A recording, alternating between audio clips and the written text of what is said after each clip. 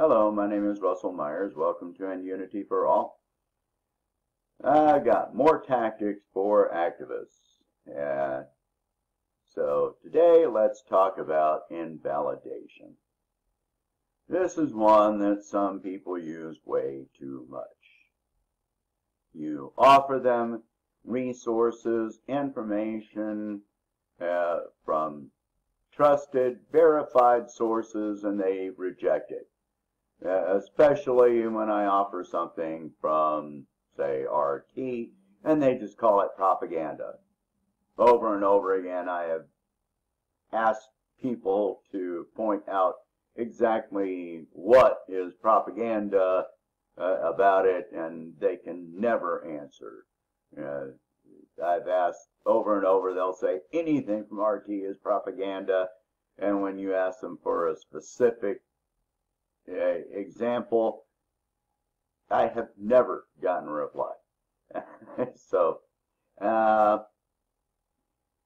and I've had people that will just reject anything that opposes their preset bias. I've been known to find out what a person's preferred source is and offer them information that contradicts their narrative from their own preferred sources, and they will still reject it. No, that's not true. That's not true. Well, if you're not going to trust your own trusted source, then that's cognitive dissonance, and that's nothing else. So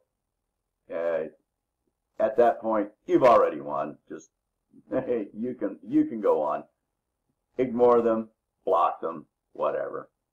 Other times they'll offer something, and this is the right way to go about invalidation. Now, I'm a speed reader, but I usually know what I'm looking for when they're going to try and push this at me. Especially, my favorite is the whole Russia narrative. So when they start shoving articles at me from New York Times or Washington Post, then I just open it up and I look for very certain keywords. Sources speaking on condition of anonymity, unnamed sources. Then I keep looking for any form of verifiable evidence, and there never is anything. Or they'll tell you, oh, the CIA says, the CIA also said that there were weapons of mass destruction in Iraq. How did that work out for them? We're still there, 14 years later.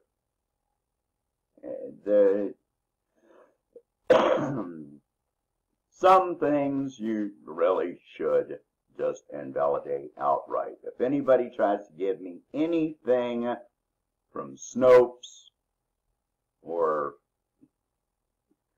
Rachel Madcow, then yeah, I'm not even going to listen. Or PolitiFact. And Snopes and PolitiFact used to be pretty good.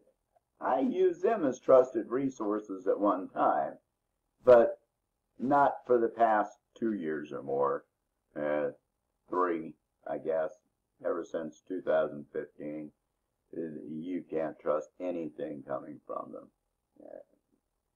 They're completely biased, and nobody from the right, nobody from the actual left is going to even bother with it. They invalidated themselves. So don't try using those as a resource or to back up your claims, because you'll just be rejected by anybody on the right or the left. You're not going to convince anybody with anything that you post from there. And I rarely see anything from anyone that is only used by centrist, establishment centrists now. But, and so invalidation is a valid tool for activists to use when you're debating on points. But, you know, most of the time, yeah, open it up, take a quick look, you know, unless they're just throwing anything with a headline. One of my, again, ask questions. One of my favorite things to do is ask that person, have you actually read this article? 99% of the time they have not read the article that they're presenting to you. They just Googled and looked for something with a headline that backs up their claim. They haven't read a single word. The other day I had somebody throwing me something about the Russian thing, and I went into the article and started copying and pasting different quotes from the article that absolutely contradicted what they were saying that the article said. So they hadn't read it. They just looked something up and threw it at me and thought that they had proven a point. So do that. It's a lot of fun when you start opening up the article and start giving them quotes from the article, and it absolutely contradicts anything they're trying to say. Yes, I can get evil with this, okay? Yeah, I have fun with it. And you should too. Have a sense of humor about your activism. It may be a twisted sense of humor, but have a sense of humor. So be sure and think about what you're thinking about. Do your research.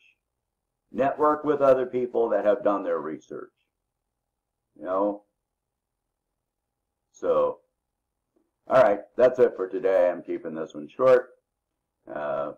Please share, hit like and subscribe. Stay active.